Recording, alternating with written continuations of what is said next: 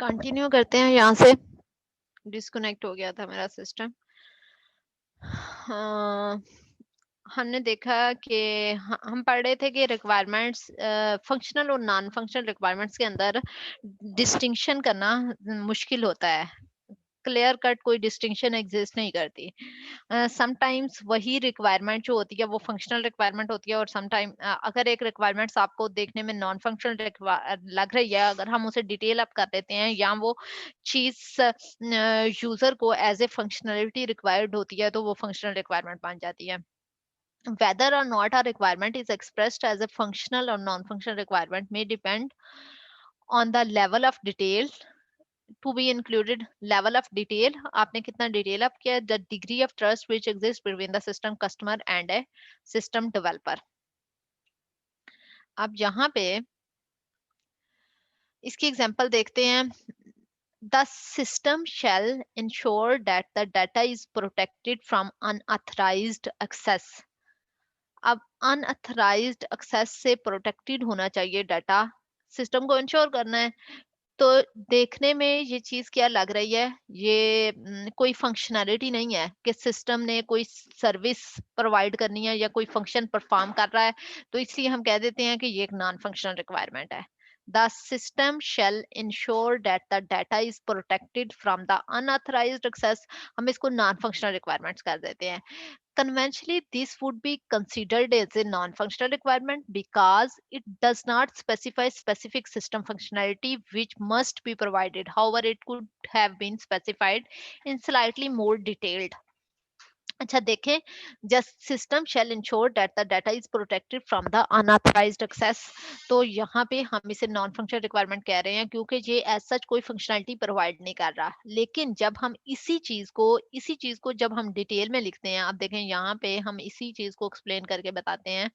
The system shall include user authorisation procedure, include करना चाहिए procedure where user must identify themselves using a login name and password. Only users who are authorized in this way may access the system data. अब यहाँ पे ये चीज functional requirement बन गई है। लॉगिन और पासवर्ड के साथ ऑथराइजेशन होनी चाहिए, और ऑथराइज्ड यूजर जिनके पास लॉगिन पासवर्ड होगा वही सिर्फ सिस्टम डाटा को एक्सेस कर सकते हैं। यहाँ पे the system shall ensure that the data is protected from unauthorized use access। यहाँ पे ये नॉन फंक्शनल रिक्वायरमेंट्स थी, और इसी को जब हमने डिटेल अप किया है तो ये फंक्शनल रिक्वायरमेंट बन गई है। जब हमने इसमें ऐड किया है कि एक ऑथराइजेशन प्रोसीजर होना चाहिए, वो प्रोसीजर किया है कि लॉगिन पासवर्ड होना चाहिए, और जब जिन जिन लोगों के पास वो लॉगिन आईडी होगा वही सिस्टम के डाटा को एक्सेस कर सकेंगे। तो ये एक फंक्शनल रिक्वायरमेंट बन गई है। अब ये फंक्शनल लग रही है, यहाँ पे ये नॉन फंक्शनल रिक्वायरमेंट लग रही थी, तो यहाँ इसको डिटेल अप करने से फंक्शनल बन रही है। समरविल की बुक मैंने आपको रिकमेंडेशन में एक दी हुई है। वो बुक में डिफाइन करता है author, non functional requirement can be defined as restriction on the constraint placed on the system service. System services पे जो कंस्ट्रेंट्स होते हैं उन पे रिस्ट्रिक्शन, जो कंस्ट्रेंट्स होते हैं या रिस्ट्रिक्शंस होती हैं सिस्टम सर्विसेज पे, वो नॉन फंक्शनल रिक्वायरमेंट्स होती हैं। IEEE स्टैंडर्ड जो है वो नॉन फंक्शनल रिक्वायरमेंट्स को 13 डिफरेंट रिक्वायरमेंट्स में कैटेगराइज करता है। जो IEEE का स्टैंडर्ड है वो नॉन फंक्शनल रिक्वायरमेंट्स को 13 डिफरेंट, एक लिस्ट बनाता है जिसमें non functional 13 different non functional requirements बताता है कि इसकी 13 different requirement non NFR exist करती हैं।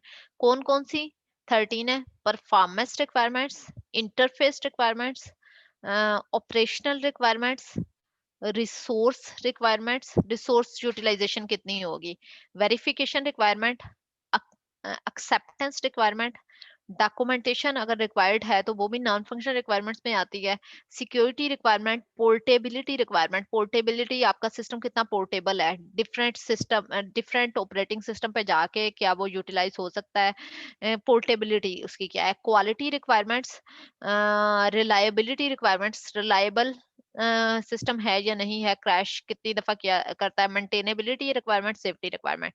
तो ये 13 डिफरेंट रिक्वायरमेंट्स में लिस्ट बनाता है। IEEE का स्टैंडर्ड जो है वो एक लिस्ट देता है 13 नॉन फंक्शनल रिक्वायरमेंट्स की।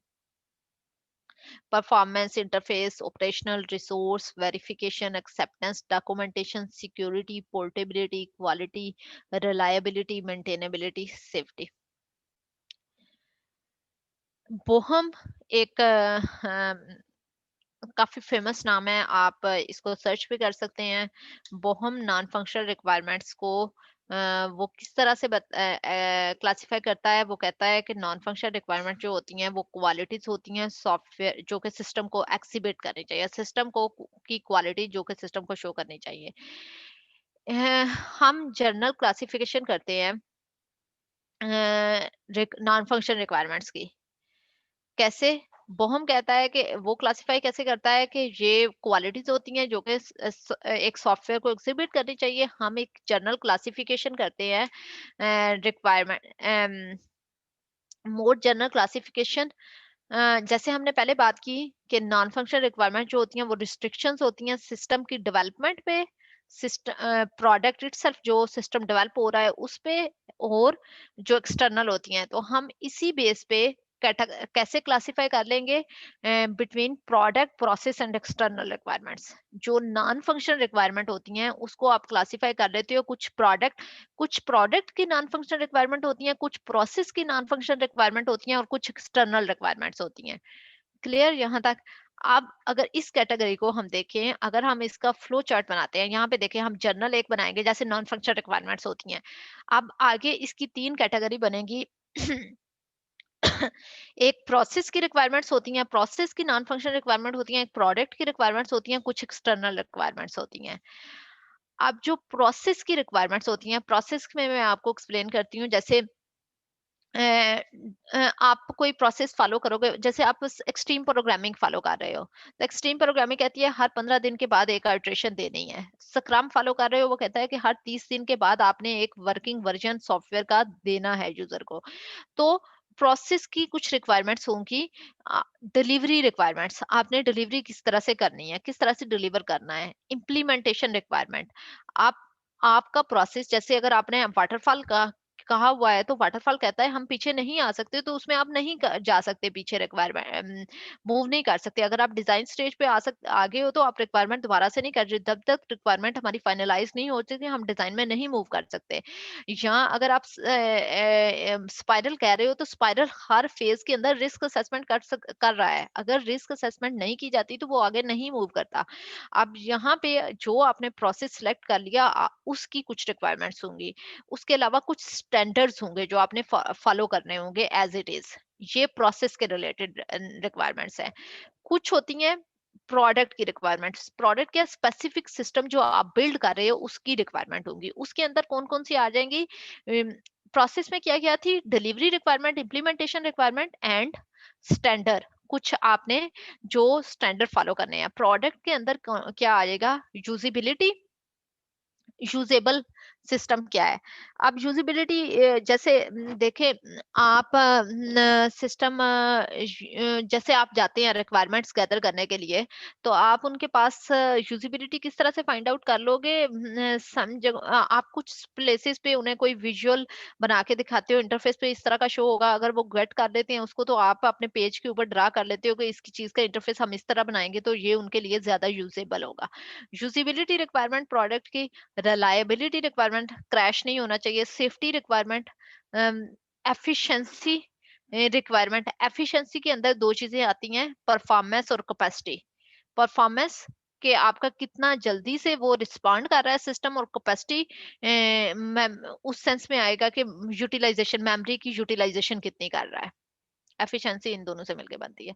तो ये प्रोडक्ट रिक्वायरमेंट में। Then external requirement, external requirement के अंदर कौन सी आएंगी? Legal constraint. जैसे मैंने आपसे कहा कि कोई लॉज है, कोई गवर्नमेंट ने लगाए हुए हैं कि आपने सॉफ्टवेयर बनाया है और सॉफ्टवेयर की हर ट्रांसैक्शन पे हम 1% जो है वो चार्ज किया जाएगा, गवर्नमेंट को टैक्स दिया जाएगा 1% हर ट्रांसैक्शन पे। तो लीगल कंस्ट्रेंट, कुछ इकोनॉमिक कंस्ट्रेंट्स होते हैं और कुछ इंटरऑपरेटेबिलिटी रिक्वायरमेंट होती है। इंटरऑपरेटेबिलिटी का क्या मतलब है, यहाँ पे वो रिक्वायरमेंट्स आ जाती हैं, जैसे मैंने पहले भी आपको एग्जांपल दी है कि अगर आपका सिस्टम है वो कुछ लेगेसी सिस्टम्स के साथ इंटरकनेक्टेड होगा।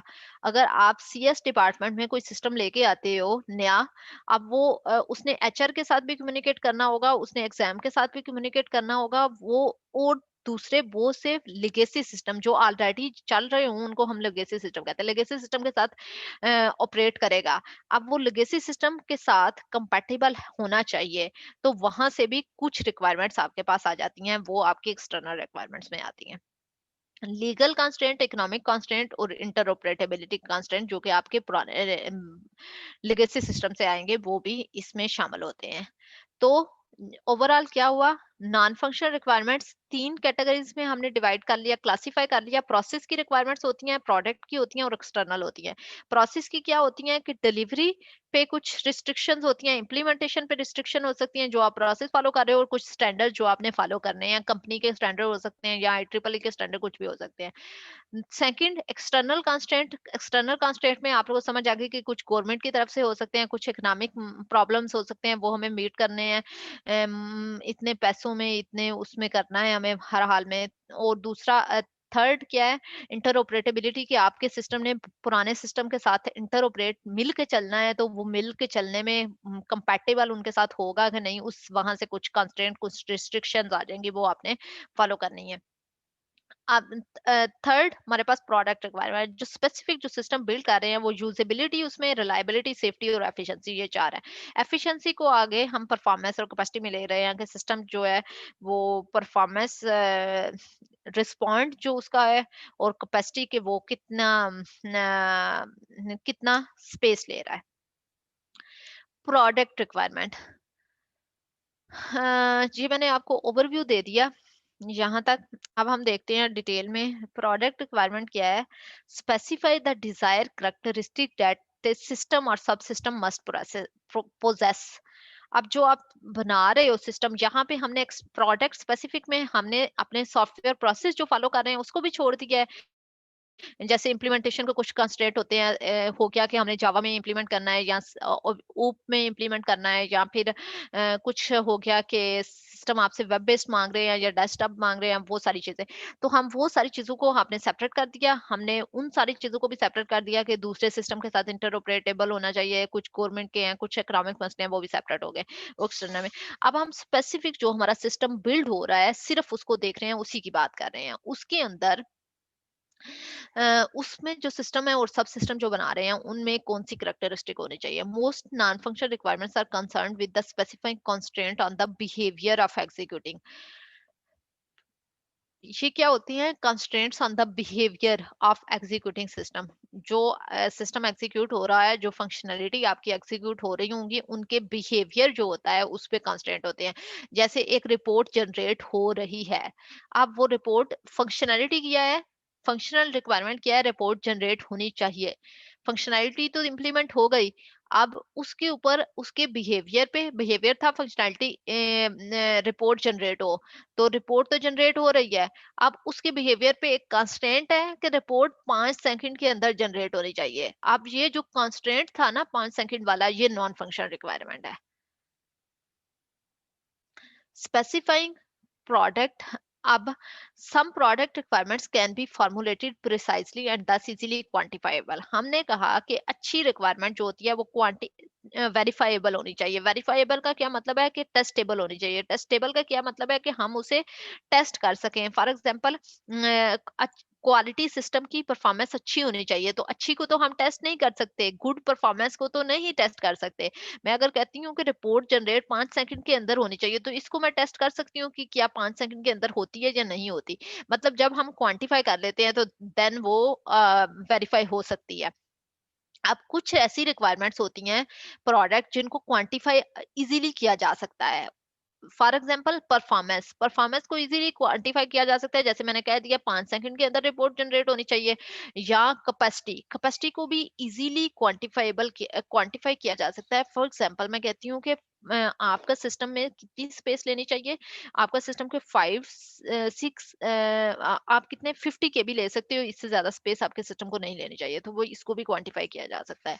कुछ प्रोडक्ट की ऐसी रिक्वायरमेंट होती हैं जिसको हम क्वांटिफाई नहीं कर सकते, फॉर एग्जांपल यूजिबिलिटी को क्वांटिफाई करना मुश्किल होता है। इसके लिए आप क्या कर सकते हो, जब आप क्लाइंट के पास जाते हो, आप क्लाइंट के साथ डील कर रहे हो, आप उससे रिक्वायरमेंट ले रहे हो, क्लाइंट के साथ इंफॉर्मेशन शेयर कर रहे हो, तो आप कुछ उससे कहते हो कि ये सिस्टम इस तरह का शो होगा, कुछ पेज पे स्केचेस बना के उसे दे देते हो, तो देन आपको लगता है कि वो इससे जल्द इजीली गेट कर रहा है, तो आप उसको इम्प्लीमेंट कर देते हो, उसको वहीं पे ड्रा कर दोगे, तो यूजिबिलिटी को इस तरह से बेहतर बनाया जा सकता है। इसकी कुछ एग्जांपल्स देख लेते हैं। सिस्टम सर्विस एक्स, कोई एक सिस्टम की सर्विस है x, shall have a availability of 999 पर 1000 और 99%। This is the reliability requirement which means that the out of every 1000, अब यहाँ तक रिक्वायरमेंट कंप्लीट हो रही थी। ये रिलायबिलिटी की रिक्वायरमेंट है कि सिस्टम, मतलब एक दफा आपने वेबसाइट ओपन की, 2 दफा की, 3 दफा की, आपने 1000 टाइम ओपन किया है, तो उसमें से 999 टाइम्स जो है वो सही चलनी चाहिए, एक टाइम क्रैश हो सकती है, फॉर एग्जांपल वो आपको शो नहीं हो सकती, तो रिलायबिलिटी की रिक्वायरमेंट है ये कि सिस्टम कितना रिलायबल होगा, 99% रिलायबल होना चाहिए सिस्टम को। System Y shall possess a minimum of 8 transaction per second. This is the performance requirement. 8 transaction per second. ये आपकी परफॉर्मेंस रिक्वायरमेंट है, एक सेकंड के अंदर आपको इतनी requirement. The executable code of the system Z shall be limited to the 512 KB। अब ये कैपेसिटी रिक्वायरमेंट है। The request for the user pin shall be issued within 5 seconds। 5 second के अंदर हमें पिन इशू हो जानी चाहिए। अगेन ये परफॉर्मेंस रिक्वायरमेंट है। We can do some brainstorming when specifying the section special requirement in use case development. अच्छा, यहाँ पे देखें, ये रिक्वायरमेंट्स आप फाइंड आउट कर सकते हो इजीली कैसे, जब आप थोड़ी सी ब्रेनस्टॉर्मिंग कर ले। जब आप, हमने यूज केस डायग्राम पढ़ी थी, तो यूज केस डायग्राम की जब डिस्क्रिप्शन की थी, उसके अंदर हमने एक सेक्शन दिया था, स्पेशल रिक्वायरमेंट के नाम से देखा था, जिसको हमने वहां पे खाली छोड़ा था। स्पेशल रिक्वायरमेंट्स का जो सेक्शन होता है, उसके अंदर ये रिक्वायरमेंट्स लिखी जाती हैं कि रिलायबिलिटी, अवेलेबिलिटी, सिस्टम को इतना रिलायबल होना चाहिए, सिस्टम को 8 ट्रांजैक्शन पर सेकंड इंप्लीमेंट करनी चाहिए, सिस्टम कितनी स्पेस ले सकता है, या उसके अलावा अगर हम कहते हैं कि जो पिन है उसको रिजल्ट परफॉर्मेंस की, ये सारी रिक्वायरमेंट्स हम उसे।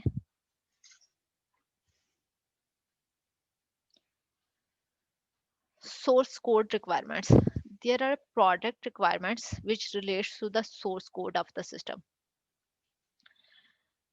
The system shall be developed for PC and Macintosh platform. This is the portability requirement. Portable, कौन कौन से सिस्टम पे ऑपरेट हो सकता हो। System must encrypt all external communication using RSA algorithm.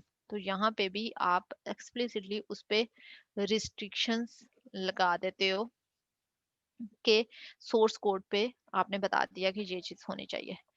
Conflicts in the product requirements, अब जो आपकी नॉन फंक्शनल रिक्वायरमेंट्स होती हैं, उनके अंदर भी कन्फ्लिक्ट्स आ जाते हैं sometimes. For example, a requirements for a certain level of performance may be contradicted by the reliability and the security requirement, which use processor capacity to carry out dynamic system checking, a requirement on the space utilization। For example, आप यहाँ पे एक जगह पे एक जगह पे आपने कहा हुआ है कि सिस्टम में रिक्वायरमेंट जो होती हैं, आपका सिस्टम फॉर एग्जांपल आपने एक कोई कॉम्प्लेक्स सा एल्गोरिदम है उसको इंप्लीमेंट करना है, और आपने कहा है कि आपका सिस्टम को उसी के थ्रू इंप्लीमेंट होना चाहिए। दूसरी जगह पे आपने कहा है सिस्टम को कम स्पेस लेनी चाहिए। अब यहाँ पे जब वो कॉम्प्लेक्स सा एल्गोरिदम जो आपने इंप्लीमेंट करने के लिए एक रिस्ट्रिक्शंस लगा दी है, तो यहाँ पे आप वो स्पेस यूटिलाइजेशन की भी आपने लगाई हुई है, तो वो एट ए टाइम दोनों चीजों को इम्प्लीमेंट नहीं हो किया जा सकता, तो वो कन्फ्लिक्ट आ जाता है। देन हमने उन कन्फ्लिक्ट को रिजॉल्व करके एक ट्रेड ऑफ करना होता है, और अल्टीमेटली आपने जो जो चीज आपके बिजनेस गोल के लिहाज से ज्यादा सूटेबल है, आपने वो चीज अडॉप्ट करनी है।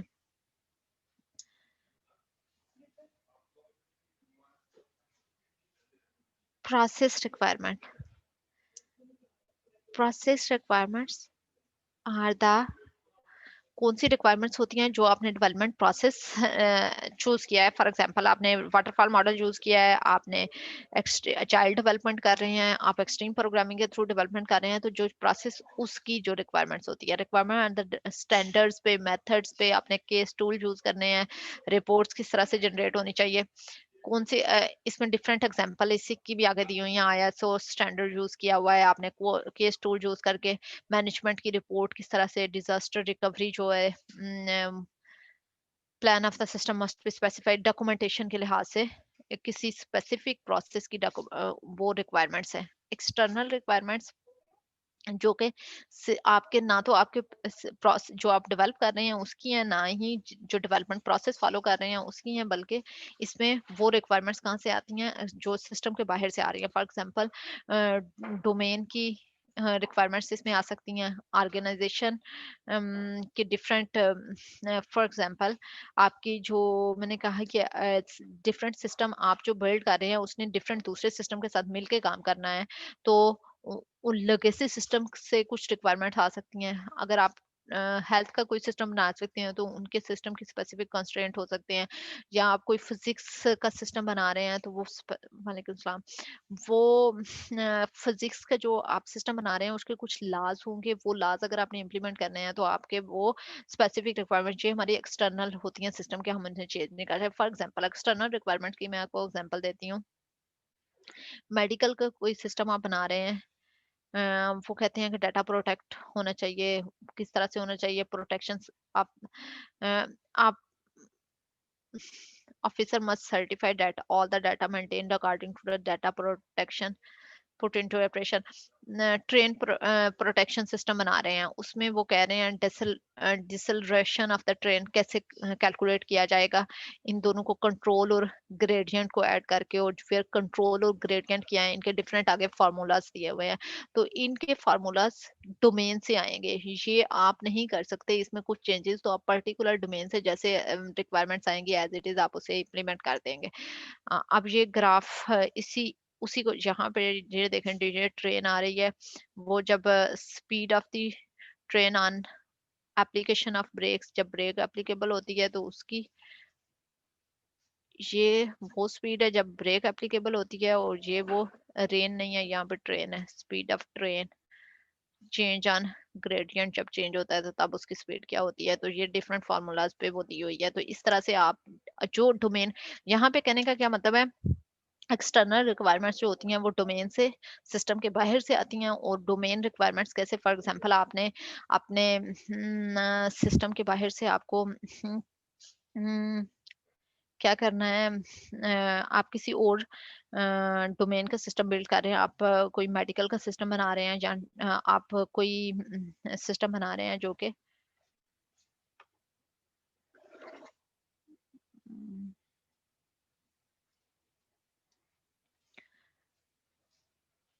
रेलवे का सिस्टम बना रहे हैं, तो उसमें आपने पर्टिकुलर उस डोमेन से जो रिक्वायरमेंट आती हैं वो external requirements. First of the requirement described comes from the need of the system to confirm data protection legislation. The second comes from the application domain. पहले डोमेन, फिर एप्लीकेशन डोमेन से आई हैं। External requirements rarely have the form the system shall or the system shall not, rather they are descriptions of the system environment which must be taken into account। अच्छा, क्या क्या कह रहा है कि सिस्टम कंफर्म डाटा प्रोटेक्शन होना चाहिए, और एप्लीकेशन डोमेन से आती हैं। सिस्टम जो एक्सटर्नल रिक्वायरमेंट होती हैं उन्हें शेल या शेल नॉट की फॉर्म में हम नहीं लिख सकते, हमेशा मस्ट की फॉर्म में लिखा जाता है, वो हर सूरत में हमें इम्प्लीमेंट करनी होती है एज इट इज। आज के लेक्चर में हमने अभी तक क्या देखा, रिक्वायरमेंट्स को स्पेसिफाई किया कैसे किया जा सकता है, रिक्वायरमेंट स्पेसिफिकेशन का प्रोसेस हम देख रहे हैं, रिक्वायरमेंट को स्पेसिफाई किया कैसे किया जा सकता है, एक रिक्वायरमेंट को लिखने का अच्छा तरीका कौन सा है, अगर एक रिक्वायरमेंट लिखी है उसमें एम्बिग्यूटी है और हम उसको अनएम्बिगुअस कैसे बना सकते हैं, क्वांटिफाइबल नहीं है, टेस्टेबल नहीं है रिक्वायरमेंट, तो हम उसे टेस्टेबल कैसे बना सकते हैं। देन हमने देखा नॉन फंक्शनल रिक्वायरमेंट्स क्या होती हैं, इन दोनों के दरमियान डिस्टिंक्शन कैसे किया जा सकता है। अब्स्ट्रैक्शन अगर उसे डिटेल अप किया जा सकता है, तो एक non functional requirement different time पे फंक्शनल रिक्वायरमेंट के तौर पे बिहेव कर सकती है। नॉन फंक्शनल रिक्वायरमेंट्स की कौन कौन सी टाइप्स होती हैं और क्लासीफाई नॉन फंक्शनल रिक्वायरमेंट को कैसे किया जा सकता है। फॉर एग्जांपल प्रोडक्ट की रिक्वायरमेंट, प्रोसेस की रिक्वायरमेंट और एक्सटर्नल रिक्वायरमेंट, इस बेस पे हमने क्लासीफाई किया। और प्रोडक्ट की रिक्वायरमेंट्स कौन सी होती हैं, जैसे usability, reliability, safety and efficiency. Efficiency में परफॉर्मेंस और कैपेसिटी आ गई। और प्रोडक्ट प्रोसेस की रिक्वायरमेंट्स में आपके इम्प्लीमेंटेशन रिक्वायरमेंट्स, स्टैंडर्ड आप जो फॉलो करते हैं, डिलीवरी रिक्वायरमेंट। और जो एक्सटर्नल रिक्वायरमेंट्स होती हैं उसमें लीगल कॉन्स्ट्रेंट्स कोई चीज़ें हैं या इंटरऑपरेटेबिलिटी आपका सिस्टम ने दूसरे जिन सिस्टम के साथ लिंक करना है, उनकी रिक्वायरमेंट्स में शामिल हो जाती है।